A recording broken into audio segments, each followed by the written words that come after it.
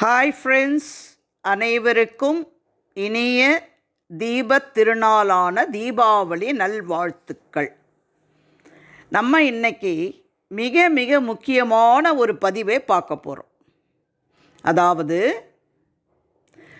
அமாவாசை எப்பொழுது? 20/10/25 அல்லது 21/10/25? தீபாவளி எப்போது? கங்காஸ்தானம் செய்யும் நேரம், சதுர்த்தசி நோன்பு நேரம், கேதார கௌரி நோன்பு நேரம், லக்ஷ்மி குபேர பூஜை நேரம்.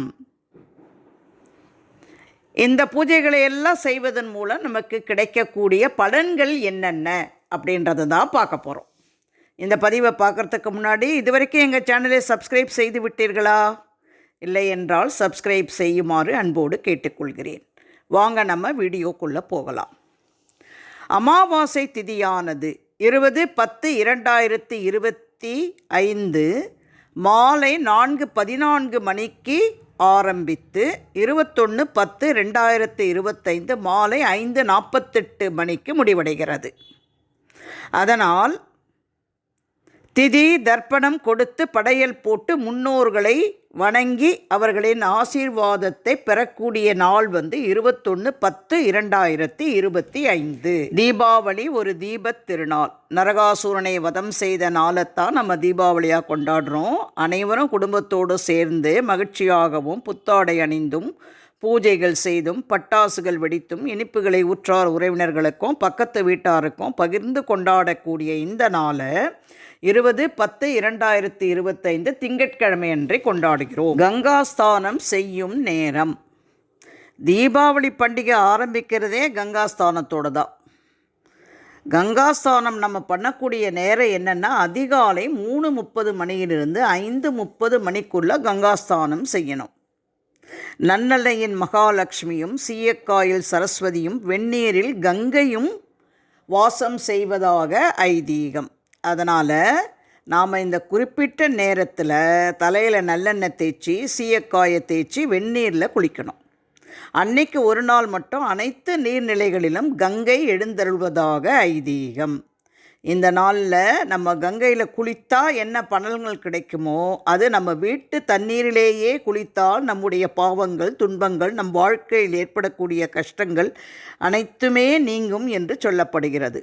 அதனால தான் தீபாவளியில் வரக்கூடிய கங்காஸ்தானம் மிகவும் முக்கியமாக சொல்லப்படுகிறது. கங்காஸ்தானம் முடிஞ்சதும் புத்தாடை அணிந்து கொண்டு நம்முடைய பூஜை அறையில் விளக்கேற்றி பலகாரங்களை எல்லாம் படைத்து பூஜை செய்யக்கூடிய நேரம் எப்பன்னா, காலை 6 மணியிலிருந்து 7:15 மணிக்குள் பூஜை செஞ்சு முடிச்சிடணும்.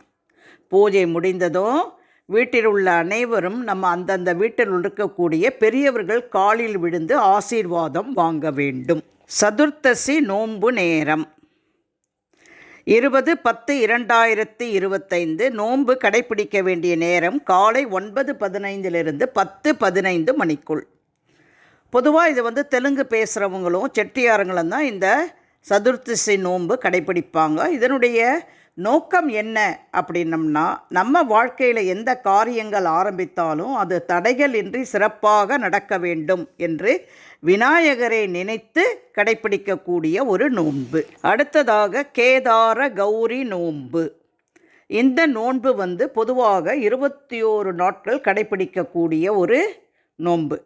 சிலர் 21 நாள், சிலர் 14 நாட்கள், சிலர் 7 நாட்கள் இந்த விரதம் கடைபிடிப்பாங்க. இந்த 21 நாள் 14 நாள் 7 நாள் கடைபிடிக்க முடியாதவங்க ஒரே ஒரு நாள் இந்த நோன்பு விரதம் இருந்து பூஜை செய்கிறவங்களும் உண்டு.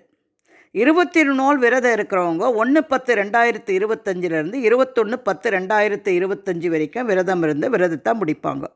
ஒரு நாள் விரதம் இருக்கிறவங்க தீபாவளி என்று, அதாவது 20/1/25 திங்கட்கிழமை என்று இந்த நோன்பை கடைபிடிப்பாங்க. அமாவாசை திதி 20/10/25 மாலை 4:14 மணிக்கு ஆரம்பித்து 21/10/2025 மாலை 5:48க்கு முடிவடைகிறது. இந்த நோன்பு கடைபிடிக்க வேண்டிய நேரம் மாலை நேரம். அதனால் 20/10/25 மாலையில் இந்த நோன்பை கடைபிடித்து முடிக்கலாம். 20ஆம் தேதி கடைபிடிக்க முடியாதவர்கள் 21/10/25 காலையில் நோன்பு எடுத்து மாலையில் இந்த விரதத்தை முடிக்கலாம். என்றும் சுமங்கலியாக இருப்பதற்கும் கணவன் மனைவி ஒற்றுமைக்காகவும் பிரிந்த தம்பதிகள் ஒன்று சேர்வதற்காகவும் இந்த கேதார கௌரி நோன்பு கடைபிடிக்கப்படுகிறது. அடுத்ததாக லக்ஷ்மி குபேர பூஜை நேரம்.